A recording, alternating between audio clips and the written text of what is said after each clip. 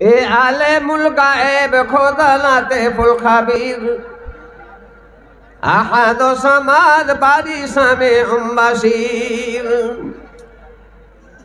গফ্ফার ও জব্বার নাম সত্তার ও কাদির, হাইউল হাফিজ নাম করিম নাসির। দুনিয়ার মাঝে যত জীব জন্তু আছে, একই এক রুকুমেতে সবাকে পালেছে। কাহু কি পাকার ঘরে রেখেছেন খোদাই, কাহু কি পাকার ঘরে রেখেছেন খোদাই। কেহ তো জনম কাটে গাছের তলায়, কাউকে দিচ্ছে দুধ চিনি তিনি পাক বাড়ি। হাজার বিঘার জোরদার কেউ পথের ভিখারি। কথাতে কত লোক হাজার টাকা পায়, এ কথাতে কত লোক হাজার টাকা পায়। কেউ রাত দিন খেটে হারে রায়, কেউ তো লাখ টাকা পায় মহিনাতে। কেউ তো ঘোড়ার ঘাস কাটে পেট ভাতে। পায়ে ল্যাংড়া হয়ে কেহ চলিতে না পারে, পাও থেকে যায় কত সওয়ারি উপরে। কাহু কি তো দিল খোদা হাত পায়ে কুড়ি, ভালো হাতকে দিল খোদা কিনতে কত ঘড়ি। মাছির মুখেতে মধু দিল খোদা তালা, মাছির মুখেতে মধু দিল খোদা তালা। সাপের মুখেতে বিষ কত বড় লীলা। এক বাপের বেটা আল্লাহ পারে 5 জন, এক বাপের বেটা আল্লাহ দিল 5 জন। কেহ তো ফকির হলো কেহ মহাজন। ছোট ভাইকে দিল আল্লাহ বড় ধনী করি, ছোট ভাইকে দিল খোদা বড় ধনী করি। বড় ভাইকে তার বাটে করেছে চাকরি, সেই মতো হইয়া এক মায়ের 2 বহিন। রানী হইয়া গেল কেহ কানা সাহেব, অসুন্দরী স্বামী পেল কত মূল্যবান। সুন্দরীরা ঘুরে বেড়ায় খোদার শান। ছোট বহিনের বিয়া হইল পাকা বাড়িতে, ছোট বোনের বিয়া দিল আল্লাহ পাকা বাড়িতে। বড় বোনকে দিল খোদা ভিক্ষে করিতে। মূর্খ বোকা দেখো কত ধনে মালদার, দাঁড়ে দাঁড়ে ভিক্ষা করে বিদ্যার সাগর। অসীম প্রশংসা খোদার মহিমা জগতে, রাত দিন ছোট বড় খোদারি কুদরতে। গরমিকালে রাত বড়, গরমিকালে রাত ছোট বড় হয় দিন। ঝাড় কালে রাত বড় দিন অতি ক্ষীণ। দিন মাস একে সব আসে ঘুরে ফিরে, কখনো না যাইব নাহি দেখি যে কাহারে। শ্রদ্ধেয় কাবিল এহতরাম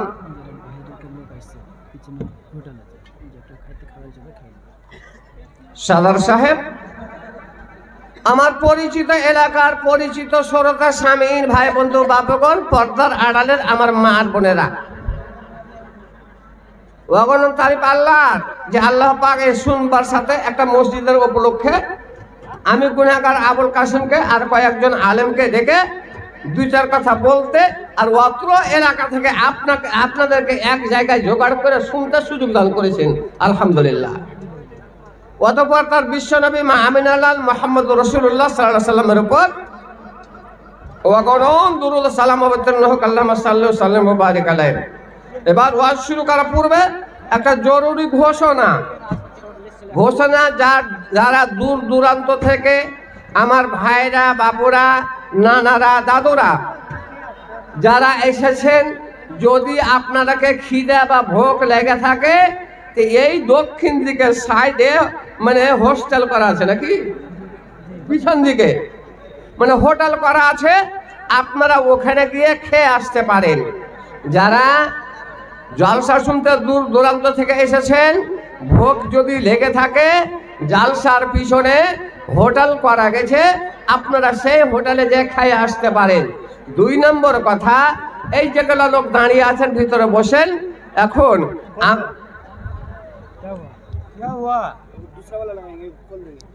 তো এখন আপনাদের সামনে ওয়াজ শুরু হবে।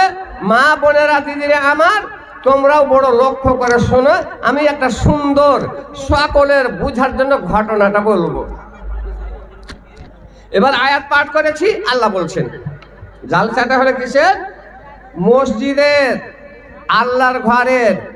মসজিদের মানে হলো কপাল ঠোকার জায়গা, যেখানে মানুষ কপাল ঠোকে ওকে মসজিদ বলে। এই মসজিদের আল্লাহর ঘরের জায়গা, মসজিদের মূল্য আছে।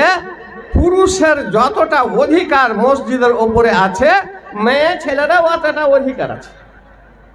যদি অধিকার নাই থাকলে সূরা মারিয়াম খুলে দেখেন 16 পারার মধ্যে, মারিয়ামকে তবে মসজিদের সেবা করতে, ঝাড়ু দিতে কেন রেখে দেওয়া হয়েছিল? মসজিদে মেয়ে ছেলের অতখানি তাহলে অধিকার আছে।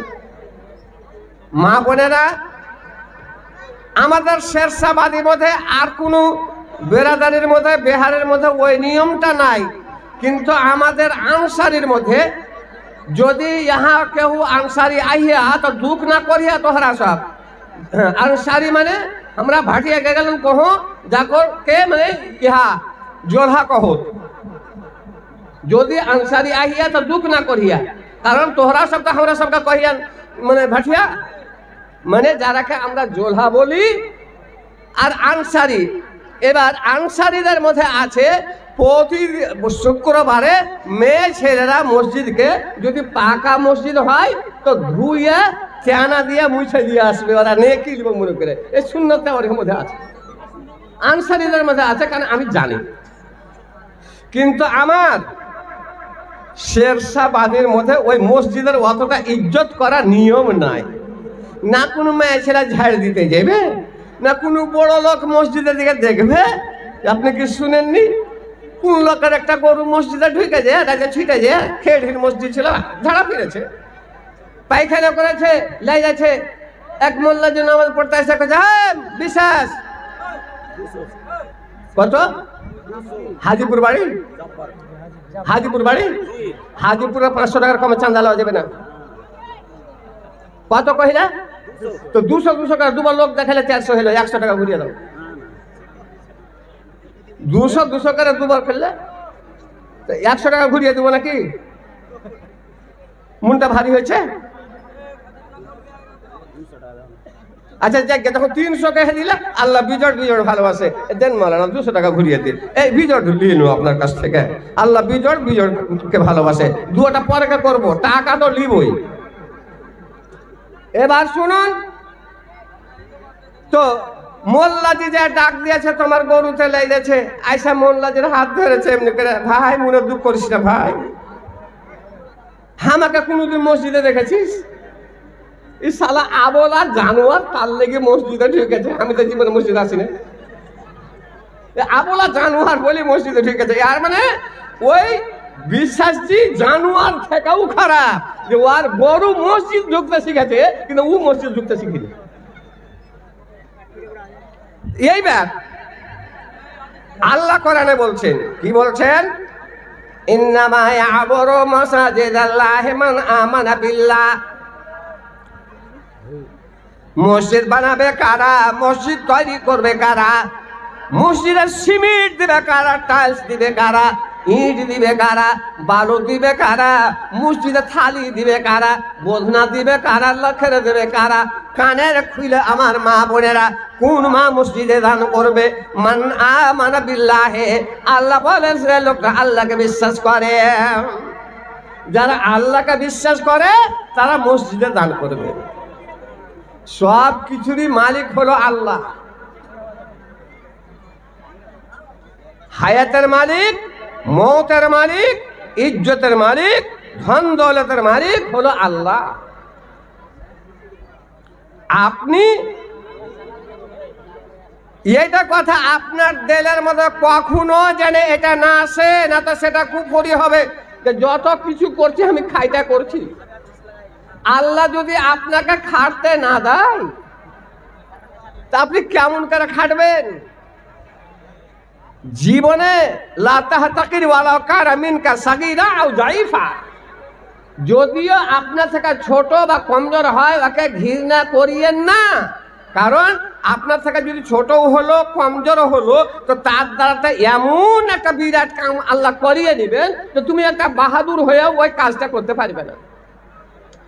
বলে কাহুকে ঘৃণা মনে করতে হয় না, কাহুরি দিকে চার ছাগড়া চোখ দিয়ে তাকাইতে হয় না। উদাহরণমূলক আপনাকে একটা কথা বলি। আমার একটা ফুফাতো ভাই, বড় ফুফুর ওইটা মেজ ছেলে, এই মাইহারপুরে আছে। তখন আমি মক্তবা পড়তাম। আমার বড় ভাইটা নামটা আব্দুল হাকিম, এখনো বাইচা আছে। তা আমি ফুফুর বাড়ি বেড়াতে গিয়েছি। তা আমার ওই ফুফাতো ভাইটা বলছে, কাসিম রে চল গরুর লেখা পাটের ডুগি কাটে নিয়ে আসি গে। তোর হাইসা বাড়ি দিয়ে নিয়ে গেছে, বড় হাইসা। দেখছেন আল্লাহ কি করতে পারে না। তা আমার ওই ফুফাতো ভাইটা যাইবে পাটের জমিতে ডুগি কাটতে, তা ঘাটা দিয়ে হাঁটছে, হাঁটুখানটা ধরে একটা ন্যাংরা ফকির দিয়ে হাঁটে, ওরকম করে ঝুলে ঝুলে ওর নকল করে হাঁটছে। তা আমি বলছি, ভাই ইগলা কেন করছিস? না তা আমাকে এখানকার কাইমে ফকির এমনি করে হাঁটে। আমি বলছি, খবরদার ভাই, কাহুরি নকল করিও না, ওকে ঘৃণা করিও না। আল্লাহ ওকে পাখানে ওরকম করেছে বলে তুই ওরকম করে হাঁটছিস, তোকে কি আল্লাহ করতে পারবে না? তুই মাদ্রাসাতে কোরআন পড়তে লেগেছিস তো আমাকে ওয়াজ শুনেছিস, আমার কথা মানবে না। আল্লাহ নারাজ হয়ে গেলেন। পাটের ডুগি কাটতে গেছে,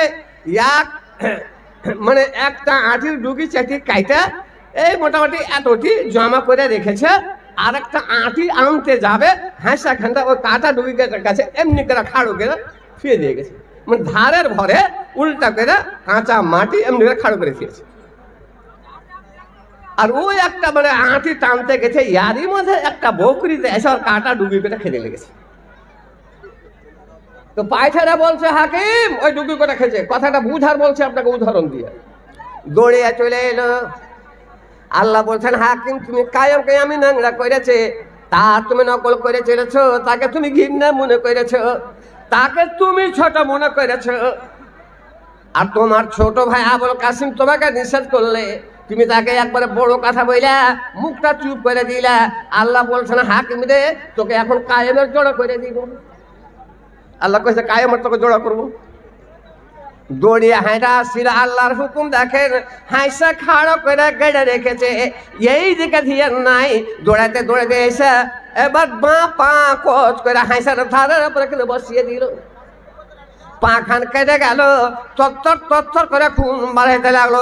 গামছা ফেড়ে পাখান বাইন্দা বাড়িতে খবর হলো। আমার বড় ফুফাতো ভাই নাম আব্দুল গফুর, তাড়াতাড়ি দৌড়িয়ে এলো, গাড়ি করে হসপিটালে গেল। হসপিটালে যে এলাজ হতে লাগলো। এইবার ওই এলাজের পরে আজ বধি আল্লাহ বলছেন, হাকিম তুমি কায়েমে নকল করেছিলা, ওকে ঘৃণা মনে করেছিলা, ওকে ন্যাংরা করেছিলাম আমি, পা দিয়েছিলাম আমি তোমাকে, তুমি তার যখন নকল করে চললে, ঘৃণা মনে করলে, আল্লাহ বলছেন কায়েমের জোড়া তোকে জীবনের মতো করে দিব। আজ বধি, আজ 30 বছর আগেকার কথা বলছি, আজ পর্যন্ত ওই কায়েমের মতো ন্যাংরা করে হাঁটে। নিজের চোখের দেখা কথা বলছি। আপনাকে আল্লাহ করতে পারবে না? একটা বাদশাহ 7টা বেটি, ও যার বেটি আছে আপনারা শুনুন, বেটি পুষা জান্নাত আছে, বেটা পুষা ঝাঁটা আছে। বেটি পুষান জান্নাত পাবেন। বলবেন মৌলানা এই যুগে বেটি, তার 3-4টা বেটি হয়ে গেল, শালাকে কবরে ঢুকে দিতে হবে। 3 লাখ টাকা করে লাগছে, ভালো দিতে পারা যায়? 3 লাখ টাকা যুগের লাগাতে লাগছে কিন্তু বাপ শুনুন, লাগছে তো আপনার বিচারটা কিন্তু যুগে করে দিয়েছে। কেমন করে? আবুল কাসিমের 4টা বেটি আর 8টা বেটা, একটা বেটার পাশে যত যত্ন করে খরচা করছে একটা বেটির পাশে করে না। যেই পয়সাটা কি ওই বেটির হক নাই? তুমি বেটার পাশে 1 টাকা খরচা করবে তো বেটিটার পাশে 8 টাকা খরচা করতে হবে। যে বিয়াটা বিয়ে দেওয়ার আগে জুদা হয়ে যাবে, আর ওয়ার লেগে অ্যাপাচি গাড়ি কিনতে দৌড়াইছো তুমি, তোমার বেটির লেগে কানের এক জোড়া করে দিয়েছো কি? ও গাড়ির হক আছে, তোমার বেটির কানের হক নাই, লাখের হক নাই, পায়েলের হক নাই। তুমি দাও না মহরম করে তুইছো, তো ওই শেষকালে জামাইকে 2 লাখ টাকা লাগছে, জুইটা হিসাব করে তখনই দাও। বাপ ইনসাফ করুক, বাপ ধর্ম চিনহালে, শরীয়ত চিনহালে কিচ্ছু টাকা লাগবে না, কিচ্ছু টাকা লাগবে না।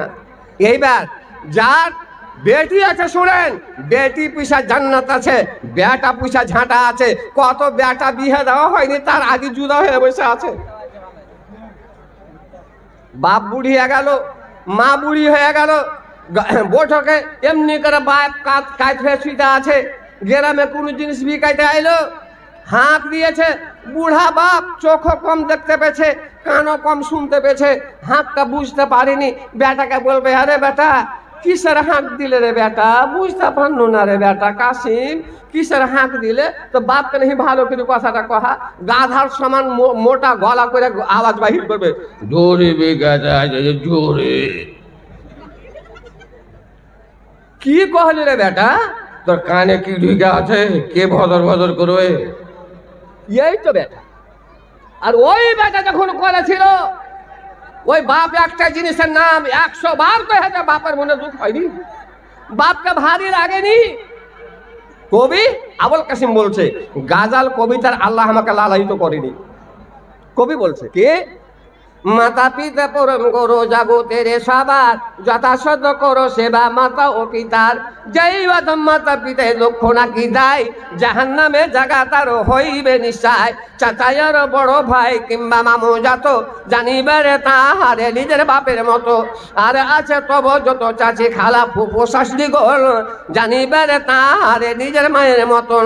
কে হবে তার মতো বোকা জগতে, কে হবে তার মতো বোকা জগতে।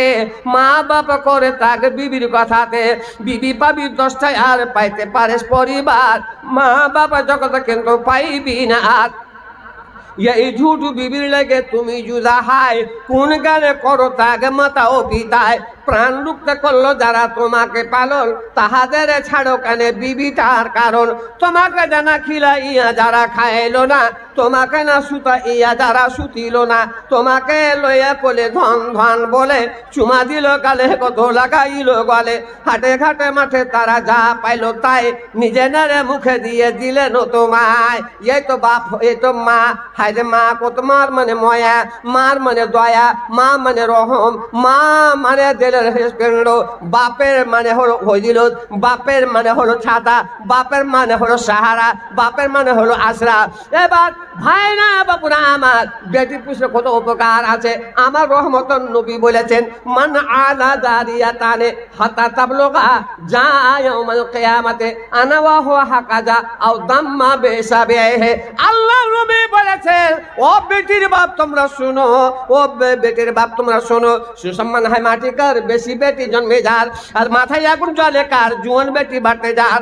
যাই যুবতে যুবক পথে চাই না বিদ্যুৎ পথে, ওরে বোকা হয় না গালে বেটি হলো নজওয়ান। বড় বাড়ি খুঁজিস না, জুয়ান বেটি পুষিস না।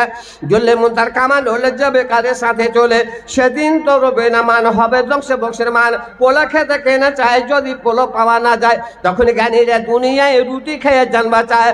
আবুল কাসিমের কথা মানতে বিহে যাওয়াই খুঁজাল, ভালোবাসে যাওয়াই ভালো, কি ক্ষতি হইলে কালো। হইবে না ফলের সাথে যতই হোক দিল সাথ, হয় না গোলাপ সিং শিমলে, হয় না খুবর সাথে তুলে।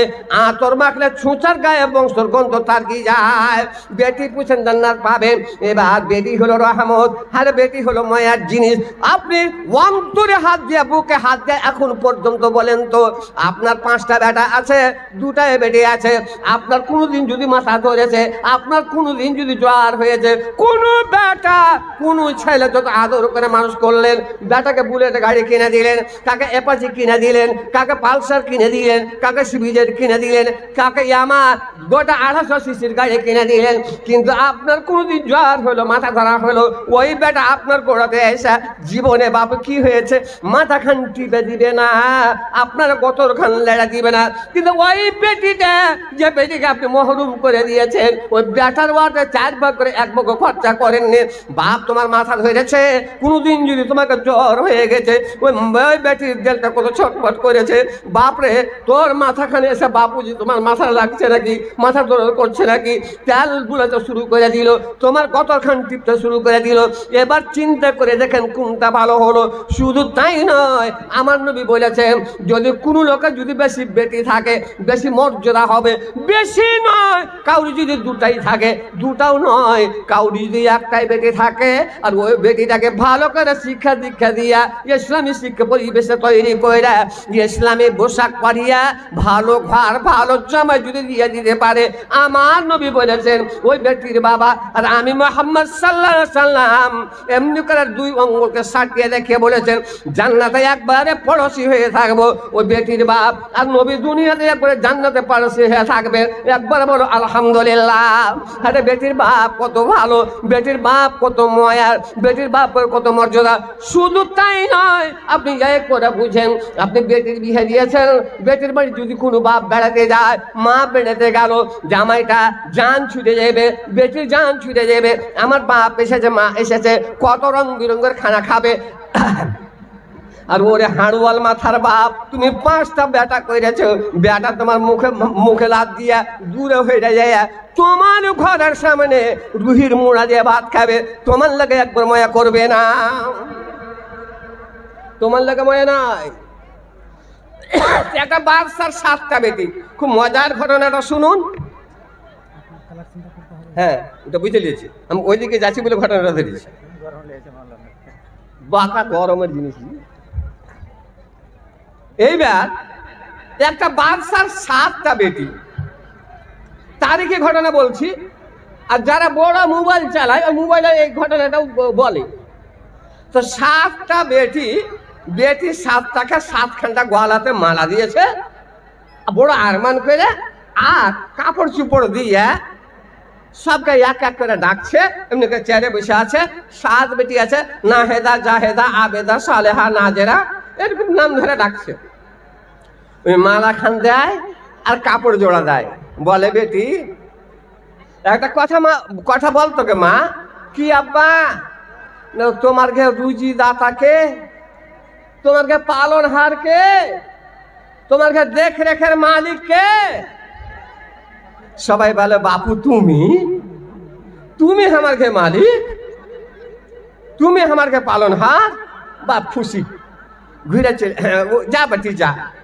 এই করতে করতে করতে করতে 6টা বেটিকে ডাকলে সবাই বললো যে আমারকে মালিক হইলা তুমি, আমারকে পালন হার তুমি।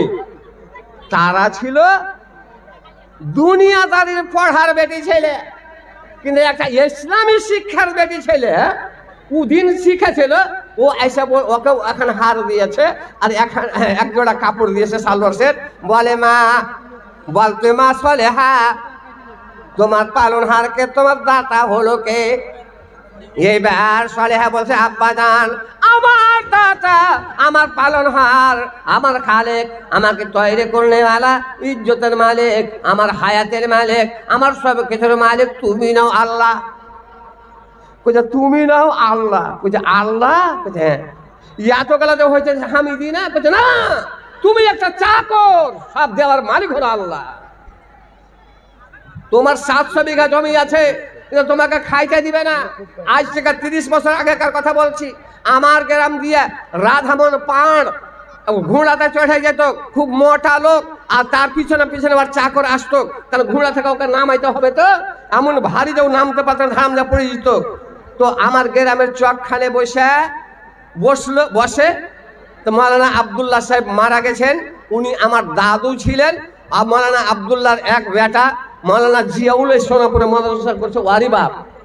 তো রাধামন পাড় বসে তখন বলছে মানে দুয়ারে কাদ্দুলান, মানে দুয়ার চাকরটা কধু লিয়ে আনলে, একটা লম্বা এতখানি মোটা কধু লিয়ে আইলো, কধুটাকে কইছে কাট, আধা আধি কাইটা লিকাইলে লিকে ওর হাতে দিয়ে দিলে পিপিয়া খাওয়ার করে একবার চাবিয়া কদু খান খেয়ে দিলে।